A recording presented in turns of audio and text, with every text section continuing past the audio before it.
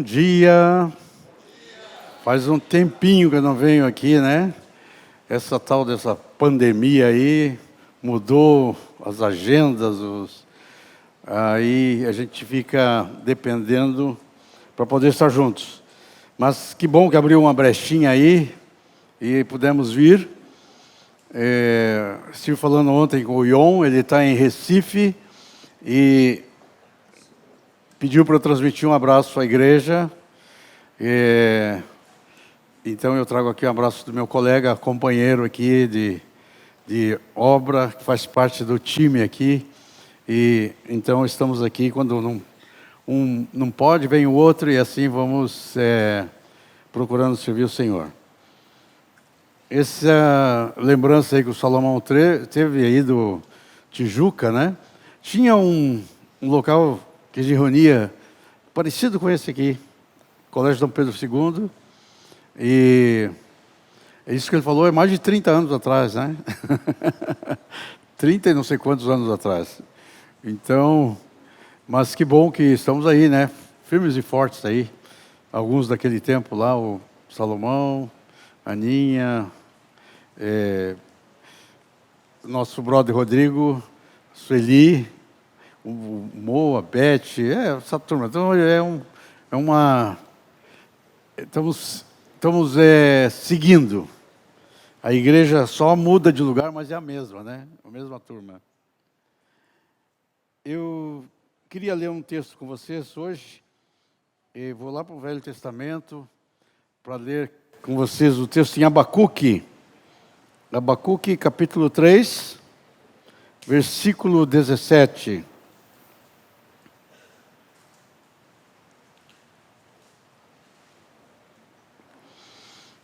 Abacuque 3, 17. Abacuque está ali entre Gênesis e Malaquias, tá? Quando às vezes eu não consigo achar o livro, eu vou lá no índice e vejo o número da página, aí eu acho, né? Mas não se envergonhe de fazer isso, porque às vezes a gente se perde com esses profetas chamados menores, né? Menores porque não é porque eram baixinhos, tá? Profeta menor é porque o livro é menor, tá? Só por isso. Mas o Abacuque, capítulo 3, versículo 17, diz o seguinte: ainda que a figueira não floresça, nem haja fruto na vide, o produto da oliveira minta, e os campos não produzam mantimento, as ovelhas sejam arrebatadas dos apriscos, e nos currais não hajam gado, todavia eu me alegro no Senhor, exulto no Deus da minha salvação. O Senhor Deus é a minha fortaleza, e faz os meus pés como as da corça, e me faz andar altaneiramente. Até aí. A palavra que tenho para trazer hoje começando com esse pano de fundo, que nem sempre as coisas vão às mil maravilhas. Tem vezes na nossa vida que as coisas não saem bem como a gente esperava. E aí a coisa se complica. Aí vem tempo de tempestade. Tem tempos de bonança, mas tem tempos de tempestade. Tem tempos de vacas gordas, tem tempo de vacas magras. E assim é na nossa vida, é na vida da congregação, é na vida da nação, é na vida do mundo. E hoje, na situação que nós olhamos o mundo, está nesse tempo assim meio conturbado. É um tempo assim que a gente fica, o que está para acontecer, né? Ficamos assim, antenados. Porque Jesus falou que ia chegar um tempo que essas coisas iam acontecer. Ele falou, vocês vão ouvir de guerras e rumores de guerras. Você por acaso tem ouvido de guerras? Tem ouvido rumores de guerra? Amados, o Moacir nasceu durante a guerra, a Segunda Guerra Mundial. Eu nasci já tinha terminado, em 46 ali tinha terminado a guerra. Mas ali na Europa ficou em paz, sem guerra, por todos esses anos. E agora A Rússia invadiu a Ucrânia, botou em instabilidade toda a Europa e todo o mundo. Começou a falar de novo em perigo de guerra atômica. Isso eu vi lá no tempo da Guerra Fria, lá pelos anos 60, 70, aquele tempo de Guerra Fria, tempo dos foguetes de Cuba, e que o Kremlin estava para apertar o botão e tinha um telefone vermelho e a coisa esteve perto ali de explodir. A coisa, faltou um detalhe lá para apertar o botãozinho vermelho. Mas conseguiu sair daquilo. Depois disso, caiu o muro lá de Berlim. E falou, bom, agora está tudo tranquilo. E quando pensa que está tudo tranquilo, pum! Vem um ataque à Ucrânia. E hoje, de novo, começa a falar em perigo de guerra nuclear. O próprio presidente da Rússia fala que cogita a possibilidade, né, de usar armas nucleares. E, de novo, o mundo agora está em perigo, como esteve no período da Guerra Fria. Insegurança. Jesus falou que ia ter isso, ia ter guerras, rumores de guerras. Tem rumor de guerra na China querendo invadir Taiwan. Tem rumor de guerra da Coreia do Norte querendo atacar a Coreia do Sul. E então a gente está agora debaixo desse panorama mundial. Jesus previu isso. Ele falou também que ia ter fomes, terremotos, epidemias. Então agora estamos diante desse negócio que mudou o mundo, né? A gente pode dizer antes da pandemia, depois da pandemia, porque mudou tudo, mexeu com os costumes, mexeu com o trabalho, mudou a maneira de trabalhar, começou esse negócio de home office, trabalhar em casa, em alguns aspectos foi até bom, né? Mas mexeu, a gente vai viajar, a Rita e eu fomos viajar em ministério lá no Canadá, quase não pudemos entrar lá, né, Rita? Porque nós tínhamos todas as provas que eles precisavam, mas eles queriam um aplicativo deles, tinha que estar no aplicativo deles. Nós ficamos presos 1 hora lá na alfândega, quase que não nos deixam entrar. Eu fiquei feliz que nós ficamos livres daquela máscara, né? Aí quando estava vindo para cá, eu disse, agora tem que usar de novo, tem que usar lá no avião, no período lá dentro. Então, ainda estamos nessa coisa. Insegurança econômica. Hoje a gente escuta falar de inflação, não só no Brasil, mas fala em inflação nos Estados Unidos, inflação na Europa. Nós temos um genro sueco, e o pai desse genro, o pai do Jonas, estava dizendo que em uma semana ele teve que pagar de energia elétrica mais do que ele pagava no mês inteiro.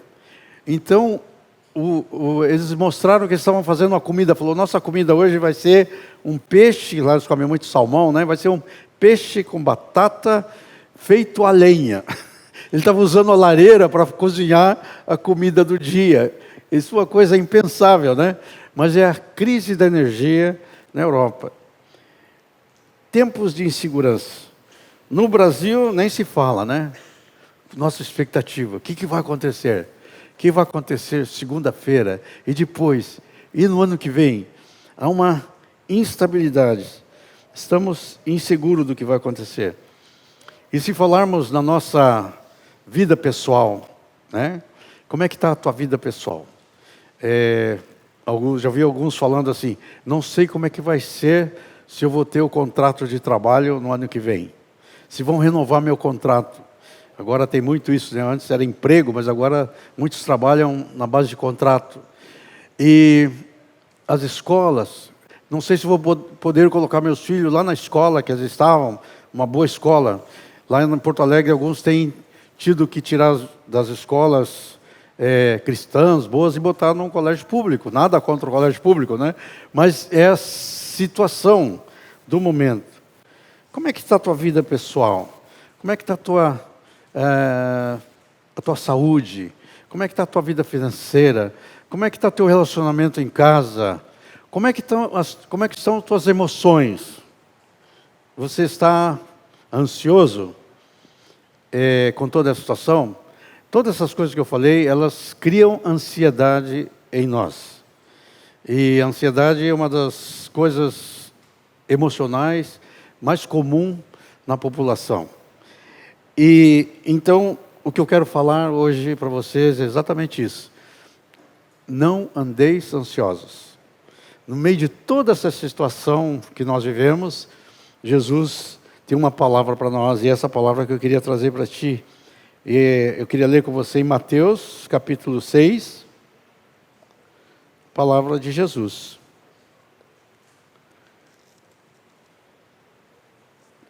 Mateus 6, 25.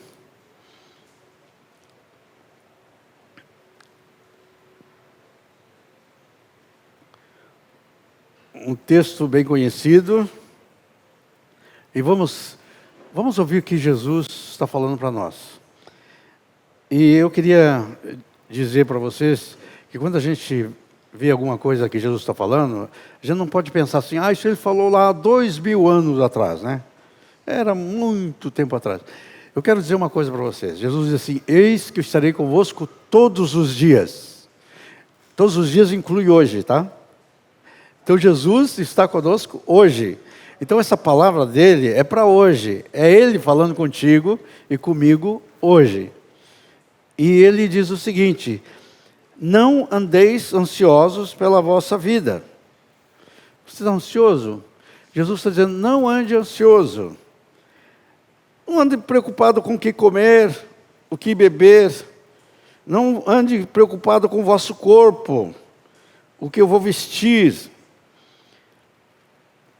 É muito engraçado, principalmente as irmãs, né? Quando tem uma formatura, ou tem um casamento, tem uma festa, e aí elas falam, muito comum as mulheres falam para o marido, eu não tenho vestido.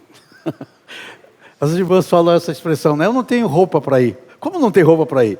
Aí o homem, isso é uma coisa estranha para o homem, né? Porque o homem abre o armário dela, está cheio de vestidos, cheio de saia, cheio de blusa, e ela diz, eu não tenho roupa para ir. É que para nós homens, né? Você bota uma calça, uma camisa, pronto, já tá vestido. Mas para a mulher não, tem que ser aquele vestido especial para aquela ocasião. Mas o Senhor Jesus está falando assim, mulheres, homens, não fique preocupado com o que você vai vestir. A vida é muito mais do que alimento, não fica preocupado com o que vai comer. O corpo é mais do que as vestes. Observai as aves do céu. Amados, você está ansioso? Jesus dá uma receita para você. Falou assim, está ansioso? Para um pouquinho, procura algum lugar onde tem alguma ave e olha para ela. Lá em casa nós temos um quintal, a janela da cozinha dá para o quintal dos fundos. Lá tem um gramado, tem umas flores e não tem muitos pássaros lá, mas tem dois lá que a gente chama de João e Maria, que eu acho que são sabiás, a gente nem conhece muito bem, é sabiá. E eles vão lá. Eu gosto de olhar para aqueles dois bichinhos lá, sabe por quê? Porque eu lembro que Jesus falou, olhe para os pássaros.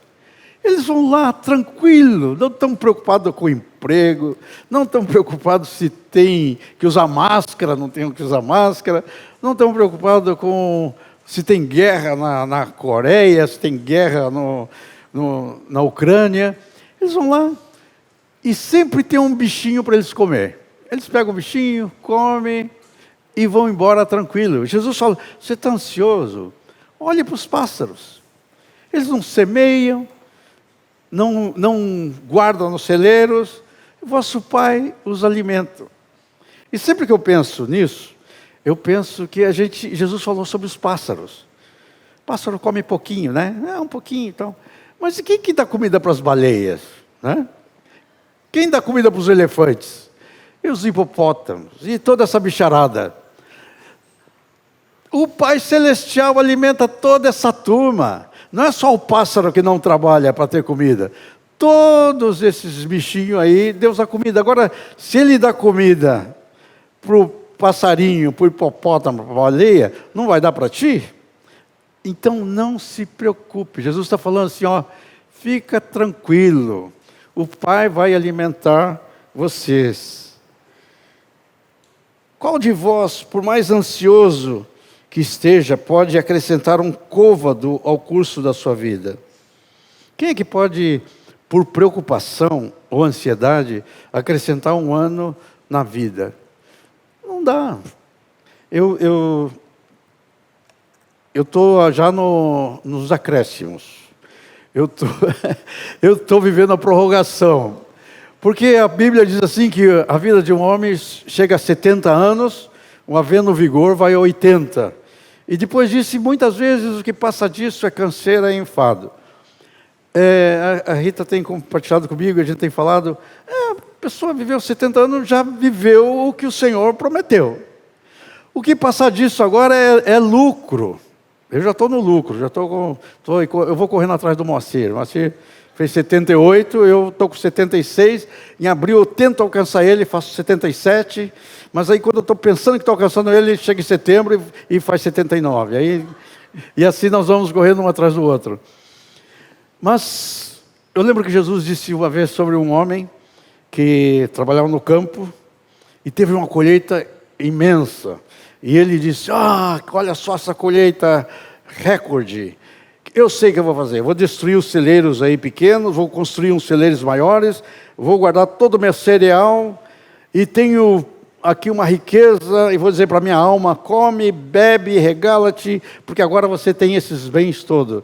E o Senhor Jesus fala, louco, louco, não sabes que esta noite pedirão a tua alma? Que aproveita o homem ganhar o mundo inteiro e perder a sua alma, né? Então, a nossa vida está escrita lá em Salmo 139, diz que os nossos dias estão contados. O Senhor sabe os nossos dias, não precisamos nos preocupar. Cada dia vai trazer o seu própria preocupação. Aqui diz então, olhe os lírios do campo, não trabalham, não fiam. Eu, contudo, vos afirmo que nem Salomão, em toda a sua glória, se vestiu como qualquer deles. Eu gosto muito de andar na floresta, quando eu tenho a oportunidade, né, de... Aqui no Brasil é meio perigoso, né, sair caminhando sozinho na floresta, né? Mas por aí, outros países, você pode andar na floresta. E eu gosto muito de fazer caminhadas de oração nas florestas. E Jesus fala aqui, olhai os lírios do campo. Às vezes você está andando e fala, mas como foi plantada essa planta aqui? Quem que plantou isso aqui? Umas flores tão lindas.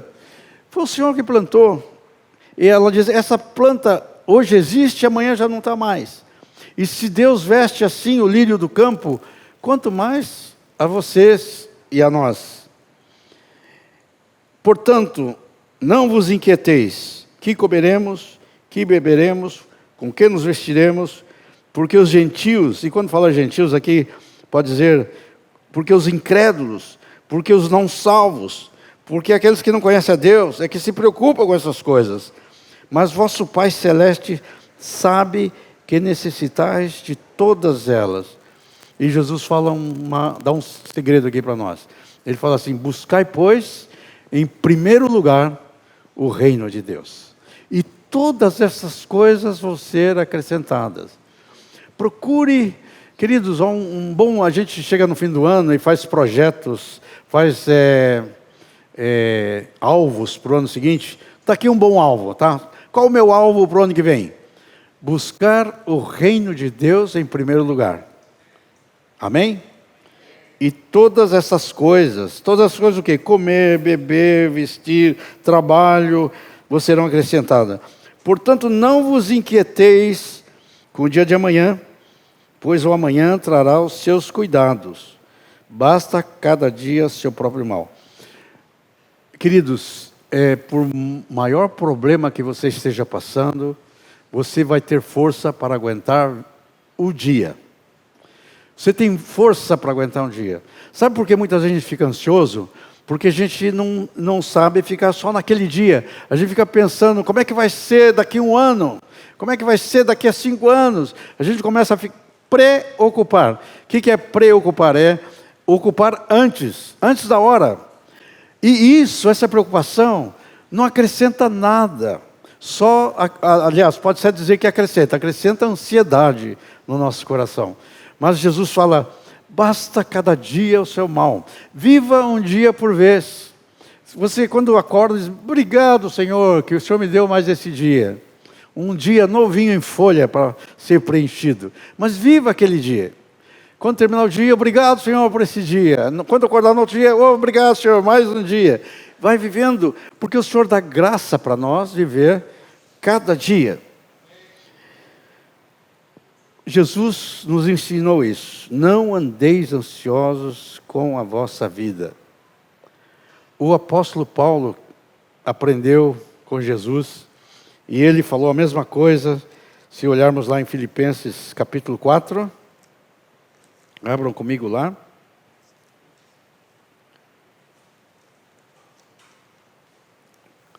Filipenses capítulo 4.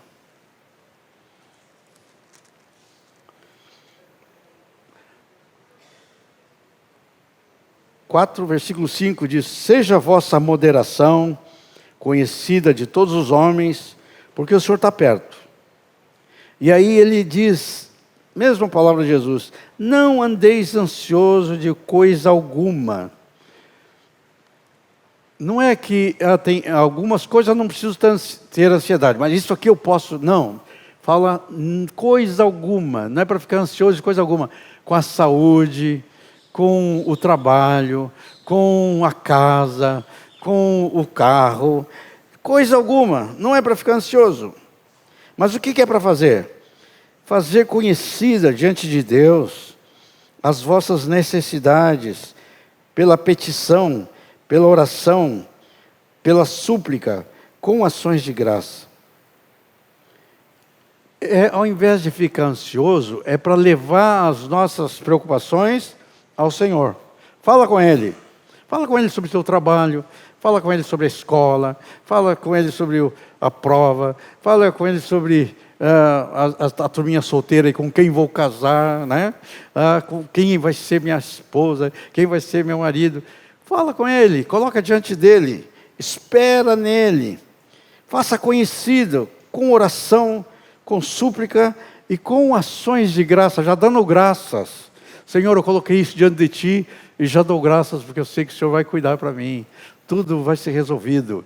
Senhor, eu coloco diante de Ti. Eu sei que vai vir a resposta. Então Jesus falou, quando pedir alguma coisa, crede que já recebestes e será assim contigo. Então já agradeça de antemão o que Deus vai fazer. E Paulo acaba e diz assim: e quando você faz isso, a paz de Deus, que excede todo entendimento, vai guardar o seu coração e sua mente em Cristo Jesus.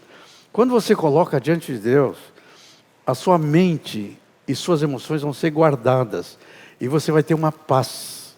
A palavra diz assim: seja a paz de Cristo o árbitro em vossos corações. Então você vai sentir uma paz que vem de Deus. Lembra daquele cântico? Esta paz que eu sinto em minha alma, não é porque tudo me vai bem. Essa paz que eu sinto em minha alma vem do Senhor. Essa paz vem do Senhor. Eu não olho as circunstâncias, olho o seu amor. E aí ele dá um segredinho. Ele fala assim para você não andar ansioso, para você ter paz. Você tem que ver o que você pensa. O versículo 8 diz assim: vê o que você coloca no pensamento. Porque tudo começa aqui essa cabecinha aqui, né? A gente pensa, a gente fala, e depois a gente começa a sentir as coisas que a gente pensou e falou. Então a palavra de Paulo diz assim: pensa no que é bom, pensa no que é verdadeiro, pensa no que é justo, pensa no que é puro, pensa no que é amável, pensa no que tem boa fama, se tem virtude e se existe algum louvor, seja isso que ocupe o seu pensamento. Queridos, se pensarmos coisas ruins, nós vamos sentir coisas ruins. Temos que pensar coisas boas. O que é coisas boas? Coisas de Deus. Pensa nas coisas de Deus. Pensa nas coisas do alto. Lá em Romanos fala para a gente renovar nossa mente, trocar a mente. Não encha a tua cabeça com um pensamento ruim, coisa ruim. Não enche a tua cabeça com essas porcarias muito que vem, né, na mídia, na internet. Você enche a cabeça com porcaria, vai pensar porcaria, vai sentir porcaria, né? Enche a cabeça com a palavra de Deus, com louvor, com pensamentos bons, com coisas boas, e a boca fala do que o coração está cheio, e você vai começar a sentir a paz que excede todo entendimento que vem de Deus. Outro apóstolo nos falou também sobre ansiedade. O apóstolo Pedro. Vamos ver Pedro, 1 Pedro, capítulo 5. E Pedro fala o seguinte para nós, capítulo 5, a partir do versículo 5. O final do versículo 5. Final do versículo 5 diz assim: Deus resiste ao soberbo, mas concede sua graça aos humildes. Se a pessoa é soberba, Deus como resiste ele? Deus resiste o soberbo. O que é um soberbo? Jesus contou que 2 homens foram ao templo para orar. E um deles era soberbo. E o soberbo orava assim. E Jesus fala que orava de si para si mesmo. Oh Senhor, obrigado que eu não sou como aquele pecador ali. Obrigado que eu dou dízimo. Eu jejuo 2 vezes por semana. Eu sou justo. Obrigado, Senhor.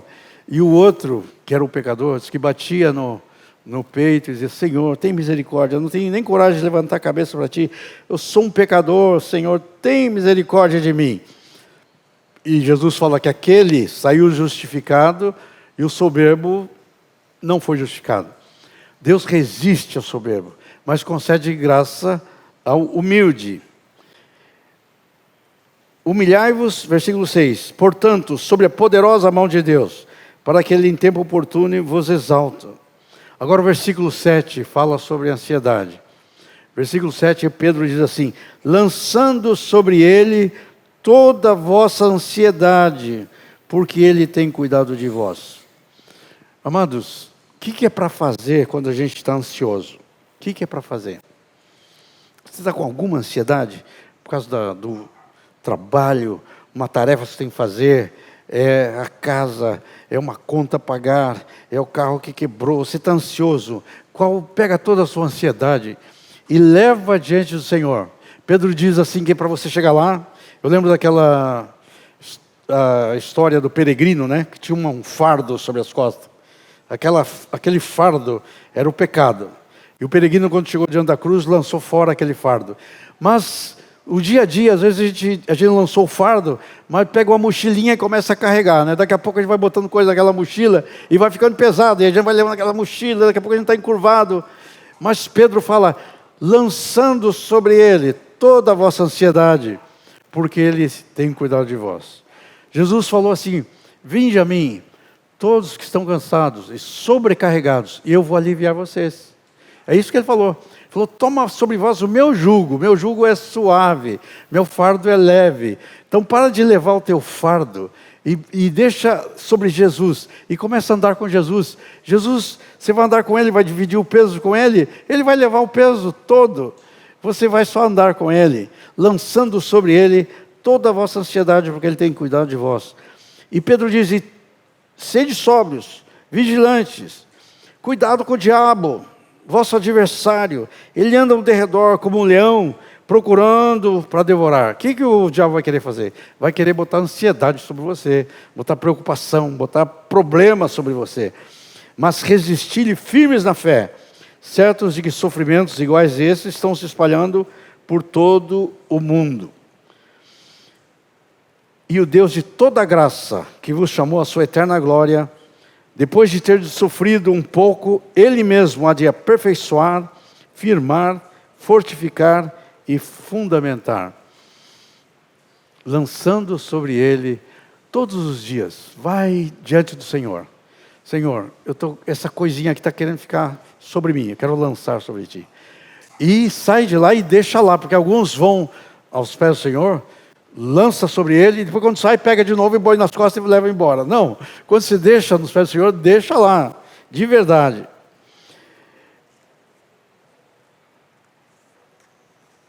Voltando para Paulo, Paulo diz o seguinte, lá em Romanos, capítulo 8.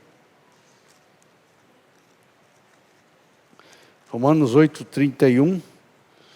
dentro dessa ótica da vitória do Senhor sobre nossa vida, esses problemas, essas situações,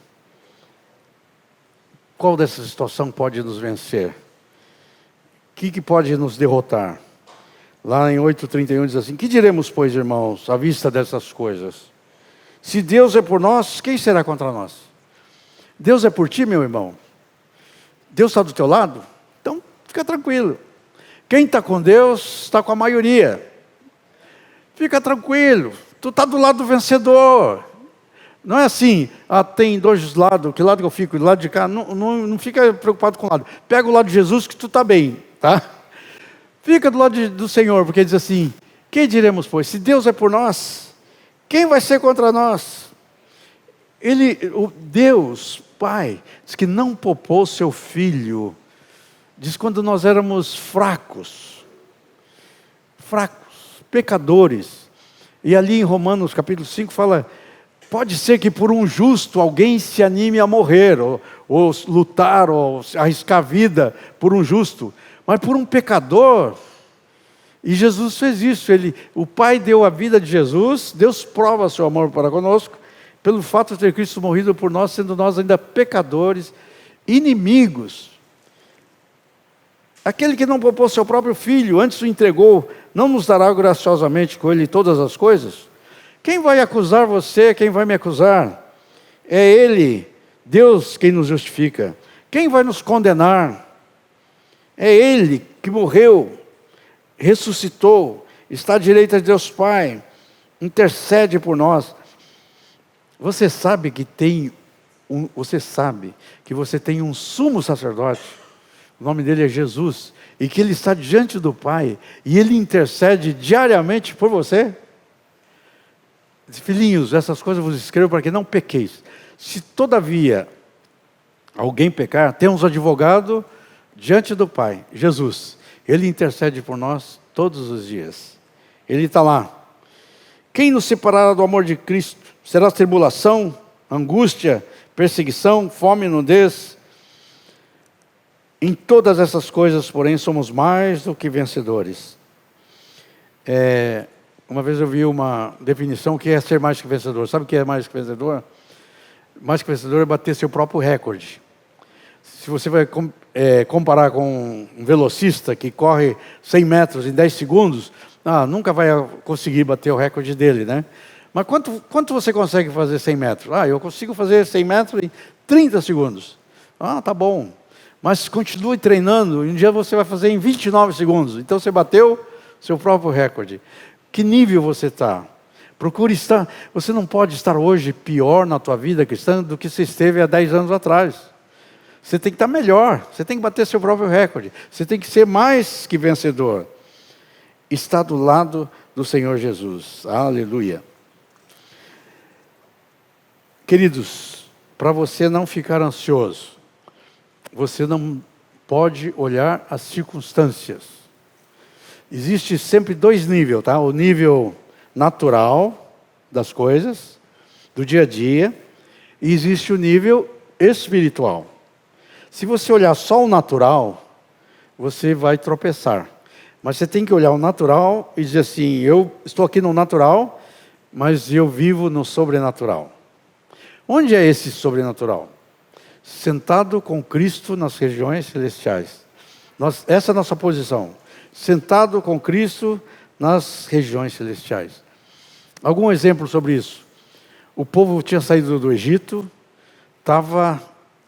caminhou pelo deserto e chegou em frente ao Mar Vermelho. Agora ele estava aqui, o mar na frente, um deserto aqui, e Faraó pegou os carros, o exército dele todo e vinha vindo para perseguir. Faraó se arrependeu de ter libertado o povo de Israel e vinha com todo o seu exército contra Israel.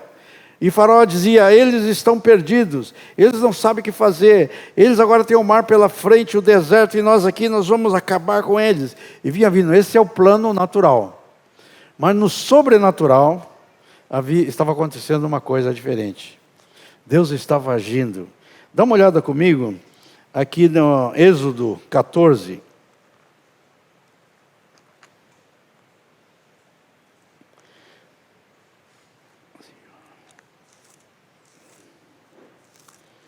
Êxodo 14, versículo 13 e 14. O povo estava com medo. O povo chegou até a murmurar, disse: "Ô Moisés, por que você nos tirou do Egito? A gente podia ficar lá de escravo, pelo menos não ia morrer aqui nesse deserto. Por que você nos tirou de lá? Não tinha sepultura lá para nós, para a gente morrer aqui nesse deserto?" O povo, às vezes, é meio mal criado, né? Mas Moisés disse, porém respondeu ao povo: "Não temais, aquietai-vos." Esse é o Êxodo 14, 13. "Não temais, aquietai-vos, e vede o livramento do Senhor, que hoje se fará. Porque os egípcios que hoje vedes, nunca mais os tornareis a ver. O Senhor pelejará por vocês." O Senhor pelejará por vocês. Queridos, quando você estiver numa situação difícil, tá bom, minha situação é essa, mas tem uma situação sobrenatural. Sempre que acontece alguma coisa, alguma situação no dia a dia, difícil, Rita e eu aprendemos a dizer assim: como é que Deus vai nos tirar dessa, né? Como é que Deus vai nos tirar dessa? E já nos tirou tantas. Por exemplo, uma vez estávamos lá na Patagônia, 200 quilômetros para lá de deserto, 200 quilômetros para cá de deserto, e o carro quebrou. Um carro velho quebrou. E aí, nessa hora que ele fala: "E agora? Como é que o Senhor vai nos tirar dessa?" E Ele nos tirou, porque se não tivesse tirado, a gente não estava aqui falando, né? Ele tirou. O Senhor sempre vai dar uma oportunidade para tirar. Quando os discípulos estavam no barco e deu uma tempestade, e agora o barco vai afundar. Como é que Jesus vai nos tirar dessa? Jesus tirou. Estávamos voltando de um casamento em Vitória, né? Voltando para Porto Alegre. E ao descer no aeroporto em Porto Alegre, veio uma tempestade, uma tormenta. E quando o avião estava para tocar na pista, aquela tormenta, aquela nuvem negra enorme vinha ao nosso encontro, assim, na pista. E quando o avião estava para tocar, arremeteu no meio daquela nuvem negra, e trovões, relâmpago, e balançando. E estava cheio de irmãos ali dentro, nós tínhamos ido no casamento. E aí eu lembro que eu falei para a Rita: essa é uma boa hora da gente cantar aquela: "Com Cristo no barco tudo vai muito bem", no barco ou no avião, né? Mas é claro que a gente cantava, né, assim meio com a voz meio tremida, né? "Com Cristo no barco tudo vai muito bem." Mas como é que Deus vai nos tirar dessa? Quando você estiver numa situação difícil, pensa: como é que Deus vai nos tirar dessa? Mas se você tiver fé, Ele vai tirar. Ele tirou o povo do Egito, livrou. Eles passaram em terra seca. E quando os egípcios foram atrás, foram todos afundados. Queridos, nós temos que aprender a ter essa visão. Como é que o Senhor vai nos tirar dessa? Por exemplo, agora a situação do Brasil, né? Como é que o Senhor vai nos tirar dessa? Não sei, mas olha para Ele, confia nele, e depois vede o livramento que o Senhor vai fazer. Deus é poderoso para fazer. O mesmo aconteceu com Eliseu, o rei da Síria. Achou que tinha um espião entre eles, porque sempre que iam atacar Israel de um lado, o Israel fugia, como que sabia, e o rei falou: "Deve ter um espião aqui entre nós." Aí um dos servos do rei disse: "Não tem espião, não. É que tem um profeta lá em Israel, chamado Eliseu, e ele vê os teus pensamentos na tua câmara de dormir, e ele avisa a turma lá, e quando você vai num lugar para pegá-los, o Senhor já avisou, e eles foram para outro lugar, você nunca consegue pegá-lo." E o rei disse: "Então vamos pegar esse profeta." Mandou uma turma lá, imagina os carros e cavaleiros, hoje seria como aqueles carros blindados, né? Aqueles brucutu que entram aí nas comunidades. Mandou cercar a cidade lá de Samaria, onde é que estava o Eliseu. E o servo do Eliseu, quando olhou aquele monte de carro cercando, por todo lado, tremeu, ficou com medo. Falou: "Eliseu, olha só, vieram nos prender, olha a turma que está, a gente não tem arma nenhuma, esses caras vão acabar conosco." Aí o Eliseu falou: "Fica frio." Eu orou: "Senhor, abre os olhos do meu servo para que ele veja." Aí o Senhor abriu os olhos daquele servo, e ele viu que por trás daqueles carros todos blindados, aqueles exércitos armados, por trás deles havia carros de fogo, anjos estavam cercando todo aquele exército. E aí o servo viu. E aí, quando aqueles exércitos vieram para prender Eliseu, Eliseu disse: "Senhor, fere-os com cegueira." E aquele exército todo, aquele pessoal que veio, ficou cego e não conseguia ver nada. E Eliseu ainda foi lá falar com o chefe deles, que é o capitão aí. Ah, sou eu. Vem cá, estão procurando quem? Eliseu, vem cá que eu levo vocês lá, vem cá. E seguiram, eles cegam, né? Foram. Eliseu levou eles no meio da cidade. Aí quando ele estava bem no meio da cidade, os exércitos de Israel cercaram aquela turma. E aí o Senhor falou, abre os olhos deles agora. Eles abriram os olhos, pá, caímos numa armadilha, né? E o rei de Israel ainda falou assim, mata essa turma toda agora? E o Eliseu, né, aí você vê a misericórdia do Senhor, falou, não, não mata eles não. Mata aqueles que você prender na guerra, esses aqui não. Põe comida para eles, põe água para eles. Serviram um banquete para o exército inimigo. Eles comeram, eles não entenderam nada. Vieram para prender o profeta e eles estavam servindo um banquete, comeram, beberam. E aí Eliseu falou, pode voltar lá para o rei da Síria, volta lá e conta para ele o que aconteceu. E aqueles soldados voltaram, contaram para o rei da Síria, e Síria parou de atacar Israel. Parou de atacar. Queridos, nós precisamos abrir os olhos quando nós estamos numa situação cercado de inimigos. Esse é o plano natural, mas existe um plano sobrenatural. Nós temos que ter esse olho para ver o sobrenatural de Deus. Nós somos o povo que vive no sobrenatural de Deus. Nós não olhamos as circunstâncias. Acabei de cantar aqui agora e gosto desse cântico. Não olho as circunstâncias, olho o seu amor. Não me guio por vista, alegre sou. Ainda que a figueira não floresça, não haja fruto na vide, eu olho para o Senhor, porque esse é o caminho do Senhor. Nós temos que viver esta vida de fé. Olhar para o Senhor, não andar ansioso. Moacir e eu vivemos muitas experiências e a gente foi crescendo na fé através dessas experiências. Eu me lembro uma época que eu tinha 8 anos e o Moacir é 1 ano e meio mais velho que eu tinha 9,5. Morávamos com uma tia em Bauru e todos os filhos da casa eram mais velhos que nós, só nós éramos criancinhas. Todos saíram, nos deixaram trancados em casa. E naquela época, nossa família, pai e mãe estavam separados. Mas aí eles tinham se reconciliado. E aí nós ficamos todos empolgados, porque eles tinham reconciliado, mas moravam em São Paulo, e nós lá em Bauru, 400 quilômetros de distância. E aí, o que nós queríamos era nos juntar à família. E nós nos lembramos, não sei de onde nós aprendemos, nós nos lembramos que se 2 concordarem e pedir para Deus alguma coisa, que Deus responde. E nós falamos, vamos pedir para Deus? E aí, vamos. E aí, ajoelhamos, aqueles 2 molequinhos, né? Ajoelhamos e pedimos para Deus, pedimos especificamente, nós queremos que nosso pai venha nos buscar. Já estávamos ali naquela casa da tia há mais de 2 anos, e aí era um tempo muito difícil, passamos muita fome, muitas lutas lá. O Moacir já deve ter contado alguma dessas experiências para vocês, né? Mas no dia seguinte, oramos e fomos dormir tranquilo. Era uma circunstância difícil, mas oramos. Não andeis ansiosos, faça conhecida a vossa necessidade diante de Deus. Foi o que nós fizemos. No dia seguinte, quando eu saí para comprar pão, que eu dobrei a esquina, quem que eu encontrei? Meu pai. E meu pai muitas vezes tinha ido lá nos visitar, mas esse dia ele falou, eu não vim visitar vocês, eu vim buscar vocês. Eu voltei correndo, esqueci do pão, esqueci de tudo. Moacir, nossa oração foi respondida. O pai está aí, ele vai nos buscar, vem nos levar.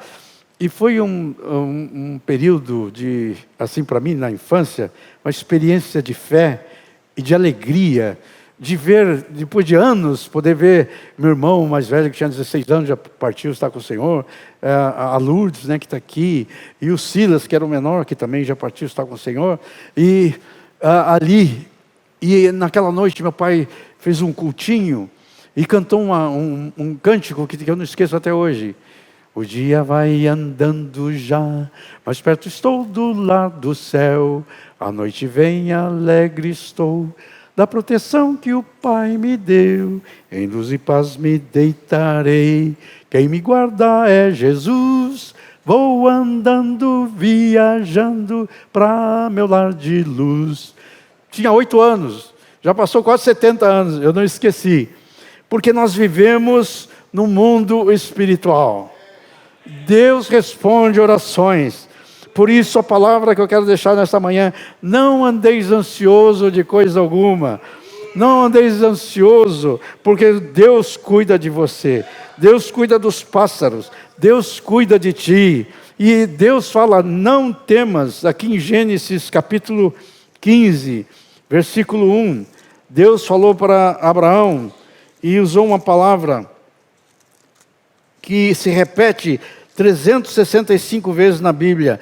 Ele falou para Abraão: Abraão, o Senhor apareceu, 15:1 de Gênesis, apareceu o Senhor a Abraão numa visão e disse: não temas. O Deus está dizendo para nós nessa manhã: não temas.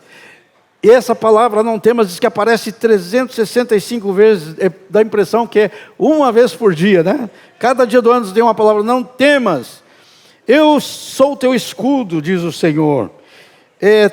Tudo posso naquele que me fortalece. Se Deus é por nós, quem será contra nós? Por isso, a mensagem que eu quero deixar hoje para você é a palavra de Jesus: não ande ansioso por sua vida, porque o Senhor cuida de ti. Amém. Aleluia, Senhor, obrigado pelo teu cuidado conosco. Cada dia, o Senhor cuida de nós. O Senhor cuida das criancinhas, o Senhor cuida dos adolescentes, o Senhor cuida quando a gente é jovem, um jovem casado, um casal de idade madura, os velhinhos, ó Pai, as velhinhas, todas as faixas de idade. O Senhor é nosso Deus e Pai, e o Senhor cuida de nós, e o Senhor tem cuidado de nós. Por isso, nesta manhã nós queremos dizer: Senhor, nossa vida está em Tuas mãos, nossa saúde está em Tuas mãos, nosso emprego está em Tuas mãos, nosso sustento está em Tuas mãos, a escola, o estudo, a preparação está em Tuas mãos, nossa casa, onde moramos, o carro, tudo que temos, tudo que somos, Senhor, está em Tuas mãos. Pai, nós queremos, nesse ano que inicia, não andar ansioso, não andar preocupado, mas estar descansando no Senhor, nos braços do Pai, descansando no Teu amor, querido Pai, no Teu cuidado, querido Jesus, nosso pastor, descansando em Ti, Espírito Santo, que nos guia, nos consola em todas as coisas. Muito obrigado, Pai. Pai, quero orar e abençoar esta congregação, Senhor. Abençoar essa igreja se fortaleça, se fortifique, que seja uma igreja saudável na vida espiritual, seja uma igreja que cresça em santidade e qualidade, uma igreja que cresça em unidade, Pai, que sejam unidos, um só coração, que essa igreja cresça também em número, Senhor, que possa proclamar, e o Senhor possa, como fazia lá na igreja em Atos, acrescentar dia a dia os que vão sendo salvos. Quero, em nome de Jesus, abençoar essa congregação, essa igreja. Entregamos, ó Pai, em Tuas mãos os Teus cuidados, que seja um ano cheio de bênçãos, de crescimento do Senhor. Querido Pai, nós oramos em nome de Jesus. Amém.